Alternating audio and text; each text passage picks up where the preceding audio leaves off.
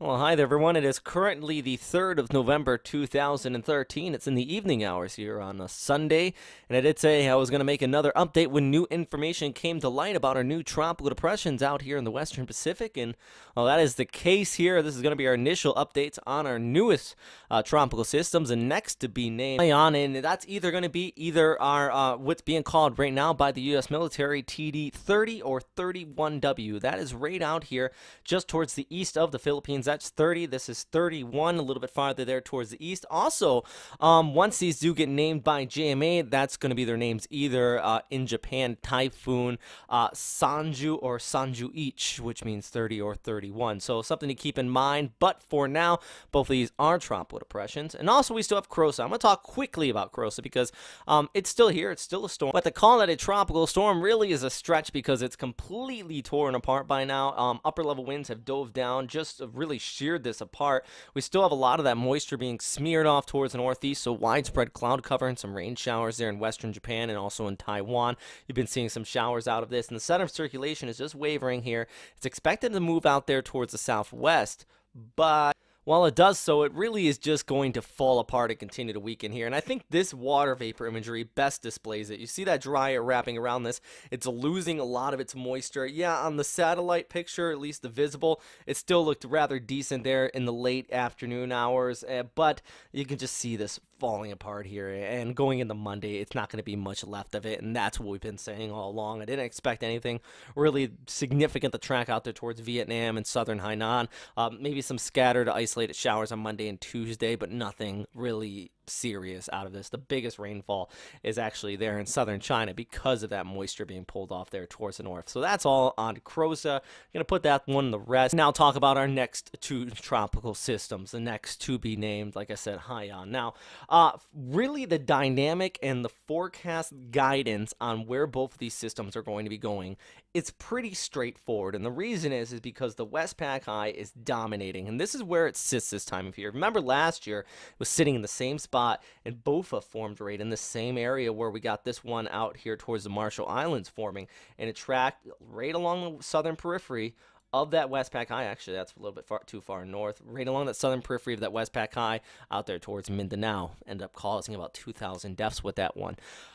I'm not saying that's going to happen here, but what I am saying is that the same dynamics are in place. So both of these systems, somewhere in Visayas and Mindanao, is where they're going to be impacting. Now, first thing is first, I do want to talk about the intensity, and that's the big variable in both of these storm systems. As far as the one right next towards the Philippines at this time, I mean, it's a tropical depression. According to JMA and JTWC, Bagasa only has it as a low pressure area, and to be honest, tropical depression is about it. I am actually a little surprised JTWC, the U.S. military, is warning on this storm system, given the fact of its intensity. It's fairly weak. You can see the center of circulation here on the GFS model outlook going into Monday morning. Not much happening. Now, beyond the Philippines, that's where things could get a little bit interesting with this storm, as it could possibly develop into something stronger in the South China Sea before moving out towards southern Vietnam and being a big rainmaker there as well. And really, that is the life of this one.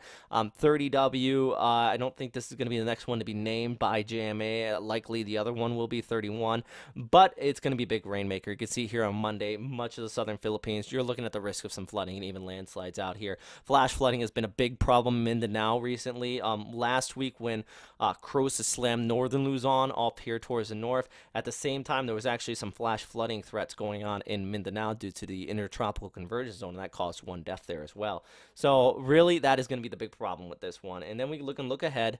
The GFS model actually continues to develop it, and you see something spinning up here and moving there towards southern Vietnam, possibly by mid to latter part of the week. So that is the big threat with this one, and we're looking at really south of Da Nang possibly getting a hit, and really it's still going to run along the southern periphery of that high pressure ridge off towards the north. So it does look like by midweek we're going to have a lot to talk about here, though, because this is the GFS model outlook for our other tropical system, which when it comes down to it, I think this is going to be the next named one. I think this is going to be Haiyan. I also think that this is going to be the biggest threat to the loss of life, which is why starting basically by Monday morning, I'm going to take Krosa off the Tropical Information Center and put up this one on top. And if you don't know where the Tropical Information Center is, it's this here at the top where we have all these tabs.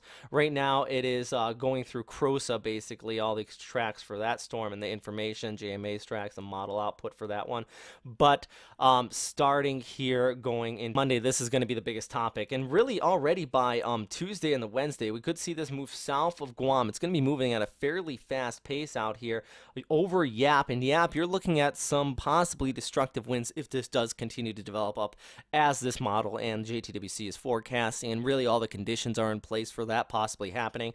We're already seeing a pretty decent genesis out of this. I know a lot of the models haven't significantly picked up on it quite yet, but I think once they do, it is going to gear up pretty quickly. So Yap and Palau, you want to watch this for basically Wednesday.